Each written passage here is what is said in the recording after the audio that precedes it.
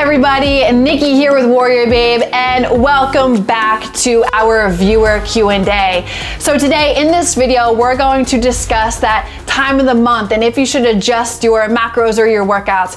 We're gonna dive into talking about deload weeks, and we're going to discuss, is nutrition more important or are workouts more important? So by the end of this video, you're gonna know the answers to those questions and hopefully be able to use this to your advantage to tone up and finally get in control of your body forever and the results that you're seeking to accomplish for yourself.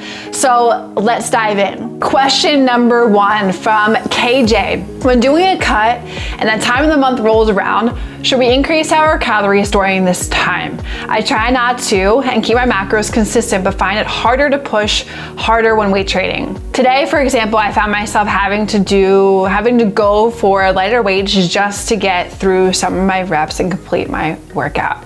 This is a great question. So to all of my viewers, to all of the babes out there that question that time of the month and do I need to adjust my macros? What should I do with my training?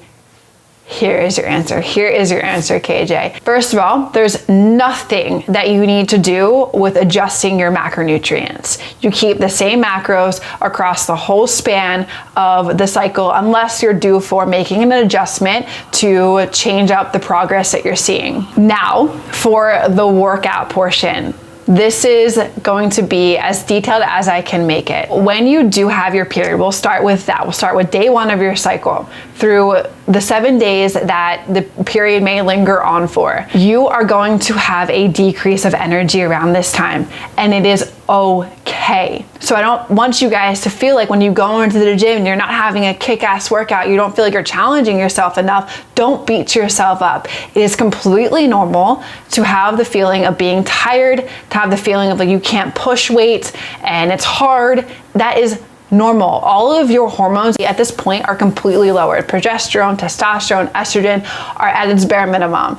So understand that it's more of a quality that you're showing up, you're getting some movement in, you're gonna feel really good after just showing up for yourself over the quantity of am I pushing my sets? Am I pushing my reps? Am I hitting PRs? That's completely normal in that phase. And so much so the week before, the third and fourth week of your cycle, you're gonna feel that same way too as well. So it's more quality over quantity. You may not be able to push as much. It's gonna feel a little bit hard because your energy levels are decreased.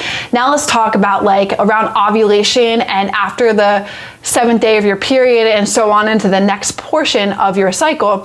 This is where you're gonna feel like an absolute beast. This is where you're gonna recognize that all of your energy levels are definitely improving. You feel like you can go Hulk mode in the gym. You feel like you're gonna be able to hit personal bests, hit PRs, and that's where you wanna be able to do that. So when you understand that it is normal that you're gonna have low energy, is a higher energy at some points of your cycle, you're gonna be a little bit easier on yourself to not feel like you have to go Hulk mode the whole 28-day cycle of your period, okay? So understand that. Once you grasp that, you're gonna be able to go in the gym with a little bit more confidence, know when you need to focus on quality over quantity, and know when you can go beast mode inside of the gym. So question number 2, Diane asks, hi, are deloading weeks important and how do you incorporate them into your workouts?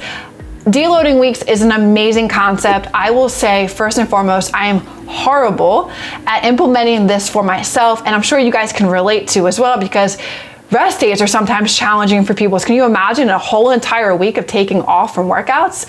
So I have 2 approaches to this kind of situation with deloading. The first approach that I would take is if you don't want to go the whole 7 days with taking a rest, you could maybe train for 3 days and focus on max reps. So challenge yourself with what you can hit on a squat, what you can hit on a bench press, and what you can hit on a deadlift, and then make the other rest of your training that day a little bit more higher rep and not as intense as going for max lifts, and you still have 4 days of rest after that in your deload week. The second approach is taking that full week off. Now, let me speak to the mindset of those individuals. You're not going to lose all of your progress in 1 week, okay? So get that out of your head, get that out of your brain.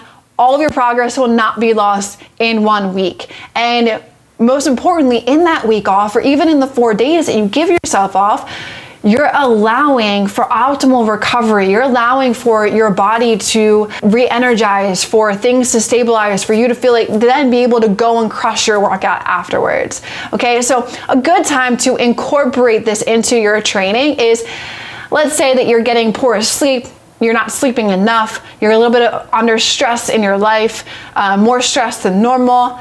You're not recovering from your workouts. Your recovery time is taking anywhere from like 3 to 4 days to not feel as sore. That would be a good time to be like, okay, hey, I need to give myself a deload week. I need to pull back on my training. I need to rest. I need to recover so that I can come back stronger. All right, question number 3. Alicia asks, is it safe to say that diet is more important than workouts?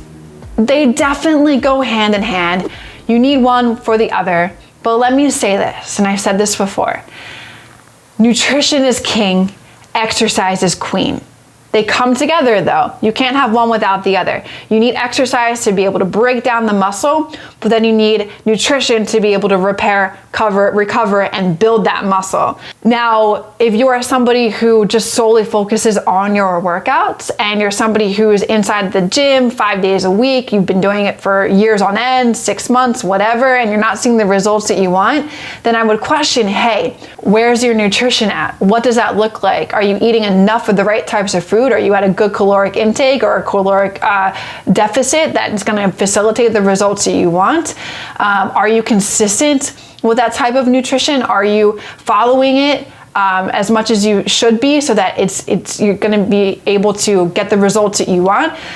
So I would definitely question those things, especially if you're not seeing the results that you want after 6 months of being inside the gym, then your nutrition probably isn't where it needs to be. You need them two together, but I would definitely preface that nutrition is a little bit more important than the workouts. So that's all that I've got for today, but I hope that you enjoyed the answers to those questions, and maybe you had that same question along your own journey and now you have the answers to it. So again, I hope that you guys enjoyed it. Be sure to tune in next week when we have our next viewer Q&A, where I am supplying some new answers to questions that come through. And if you do have any further questions around the topics that we talked about today, please leave them below this video in the comment section. I am always happy to help you guys.